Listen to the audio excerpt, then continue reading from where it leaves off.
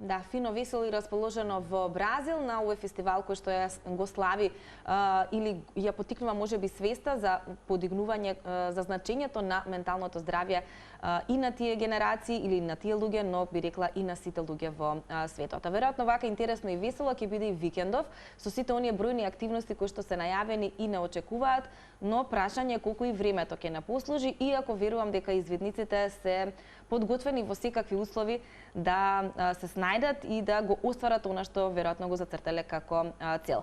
Александар Мирчевски, утрово од Сојузот на извидници на Македонија, ќе го поздравиме, ќе му посакаме добро утро и добар почеток на оваа среда, на овој ден. Добро утро. Добро утро. Добро утро на вас, фала и на поканата. Александар, имаме многу работи да најавиме. Викендов верувам дека ви е многу богато организиран со оглед на тоа што е и денот кој што веројатно вие најмногу во годината го очекувате и го славите. Тоа е денот на извидниците, 22 февруари, но во пресрет на истиот организирате и една друга активност. Па ајде можеме така некако редоследно да започнеме. Што е она што е најавено за оваа сабота или ноќниот хајк, ноќното искачување на водно, осветлија планината, така е насловено, за што станува збор? Да, како што спомнавте, февруари е месец на извидниците, поради тоа што е роден ден и тогаш е роден Роберт Баден Пауел, основачот на извидниците. Во текот на цел февруари имаме активности, но овој викенд го заокружуваме све тоа, односно како што спомнавте, прво имаме во петок крводарителска акција во Младинскиот центар Матично, потоа во сабота имаме ноќен хајк до Водно со насловот Осветлија планината и во сабота имаме централна церемонија што ќе се одржи во Кичево. Во однос на ноќниот хајк, тоа ни е традиција повеќе од 10 години. Ноќниот хајк во Скопје е еден од последните ноќни хајкови на цела Македонија. Претходно имавме ноќни хајкови во Штип, во Свети Николе, во Прилеп, така да извидниците се активни во текот на целиот месец. Ноќниот хајк ќе започне во сабота во околу 7 часот. Ќе се искачи водно, се надеваме времето ќе не послужи и така, тоа е тоа. Го споминавме времето и со Цице кога најавувавме дека вака ќе се поврземе во нашето утринско будење, со оглед на тоа што како извидници веројатно соочени со различни временски услови и подготвени, но што кога ете така имаме промена во времето или се најавува дожд и можно е да го имаме во текот на викендот, дали тој ноќен хајк сепак ќе се реализира или пак имате план Б? Не, вака како што спомнавте, ние извидниците се спремни и на временски услови, и на дожд, и на снег, и на сонце, ама сепак безбедноста ни е на прв ред ни е безбедноста, така да ако временските услови не се поволни, сега ќе го одложиме ноќниот хајк за друг ден кога временските услови ќе бидат подобри, кога ќе можеме да го искачиме водно. Александар пред малку спомена дека вакви ноќни искачувања сте организирали во неколку останати градови од Македонија. Ги спомена и кои се тие, па ме интересира каков е интересот, дали најчесто доаѓаат млади луѓе, бидејќи нели сепак е планина и темнина во прашање и можеби не секој е подготвен, особено од оние малку поновите, кои што не се толку запознаени, да речам, со планината и природата, па ме интересира каков е интересот генерално за ваквите ноќни искачувања и во останатите градови во нашата земја. Да, интересот е све поголем и поголем, со тоа што овој ноќен хајк е предвиден за одредена врста на извидници, односно за тие што се ровери, 18+, така да сепак да бидат сите безбедни таму. Да, за поискусните е наменет овој хајк, така да има доста заинтересираност, во последно се повеќе и повеќе. Така да и сега за во сабота имаме најавено доста извидници кои ќе присуствуваат, што се и од Скопје, а имат извидници што ќе дојдат и од другите градови за да го искачат водно оваа сабота. Ова значи дека централната прослава на 22 ќе се случува тука во Скопје или можеби ќе бидете дисперзирани во исто време во повеќе градови во нашата земја, затоа што извидници имаме насекаде?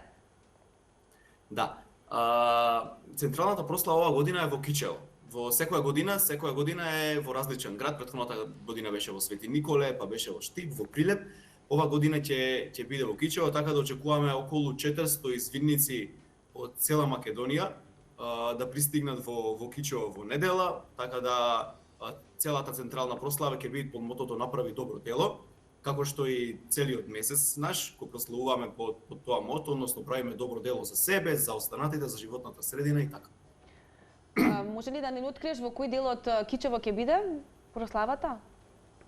Да, ќе се одржи во центарот во Кичево на самиот плоштад, со тоа што нели имавме малце несакани појави во Кичево со поплавите, така да ќе се насочиме малце кон добро дело. Сме во комуникација во постојана со Црвениот крст од Кичево и со самата локална самоуправа, со тоа што се понудивме и ќе помогнеме на тие што се погодени со донација со храна и со останати работи. Одлично.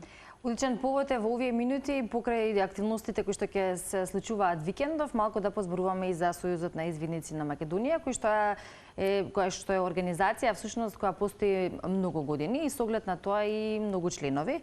Па ајде малку повеќе за тоа кои се или колку членови има во оваа извидничка програма и што е она кое меѓу другото е во склоп на вашите цели во процесот на постигнување на истите. Да, како што напоменавте, Сојуз на извидници на Македонија е баш доста стара организација, односно постоиме ние од 1953 година и во текот на годините сме броеле многу повеќе членови, но сега броиме 3000 членови на ниво на цела Република Македонија, односно тие се поделени во 20 извиднички одреди. Не има во 14 града, 14 градови сме и во скоро сите општини во Скопје. Самата цел на Сојуз на извидници на Македонија е токму вакви активности, да направиме добри дела, да младите и децата да се образуваат во форма на неформално образование и пред други работи. Едно од добрите дела е дарувањето крв или крводарителството, а голем дел од извидниците се крводарители. Меѓу другото, составен дел од вашите активности и она кое што го правите е и дарувањето крв. Па ќе споменеме малку повеќе и за тоа, за крводарителските акции кои што се организираат. Да, како што напоменавте, имаме крводарителски акции. Скоро секој извиднички одред во текот на февруари направи крводарителска акција. Имавме крводарителски акции во Велес, во Штип, сега ќе имаме во Прилеп. Една од поголемите крводарителски акции ни е токму во Скопје, сега овој петок, така да ги повикувам сите што се интересирани и што сака да даруваат крв во младинскиот центар Матично. Тоа е во старата зграда каде порано што било Матично во Скопје. Од 11 до 18 часот. Има одредена форма за пријавување за самата крводарителска акција која се наоѓа на нашата Инстаграм страна Scouts Macedоnia. Така да очекуваме, мислам претходната година собравме 60 единици, 70 единици на крв, така да очекуваме и ова година малку поголема бројката. Да, веројатно ќе биде голем интересот, затоа што секогаш кога станува збор за ваков тип на спасување живот, што се вели, тука сме хумани и знаеме да се покажеме како нација, но мене ме интересира, Александар, дали младите генерации се охрабруваат да учествуваат на вакви крводарителски акции? Да, од година во година се повеќе млади има заинтересирано за дарување крв. Ние си водиме таква некоја интерна евиденција за колку младите се вклучени во сите активности, па и во ова за дарување на крв. Така да, малце ме радува фактот што се повеќе млади сака да даруваат крв и се повеќе млади се пријавуваат за дарување крв. Да, и се свесни колку тоа навистина значи, колку навистина може некому да помогне. Ги споменавме младите и навистина кога ќе се споменат извидниците, тоа е главната некоја асоциација, младината на Македонија. Ти спомена дека ви има насекаде во земјава, во голем дел од градовите сте застапени како извидници, но нас не интересира колку сте присутни во училиштата и колку овие нови генерации кои што понекогаш е нели малку потешко да ги оттргнеме од екраните или од некои од видеоигрите или некои други типови на нова занимација која што е доста популарна последниве години. Дали имате проблем тие генерации да ги донесете во природа, да ги научите на сите оние вештини кои што вие во извидничките кампови ги организирате и ги нудите? Да, ние во Глобала работиме со извинници од 7 до 16-17 години, после тие извинници стануваат водачи. Имаме во училиштата одредени работилници со кои одиме, но и училиштата имаат изборен предмет што се вика извинништво, така да и учениците и основците од 3-то и од 7-мо одделение, ако не се лажам, имаат имаат предмет што се вика извинништво, така да и преку тој предмет некако се доближуваат до самото нешто и што тоа ние правиме. Тоа е во сите училишта во земјава? Во сите основни? Тоа е предмет кој е изборен и кој професорите, наставниците можат сами да го одберат и можат да го одберат и да предават по тој изборен предмет.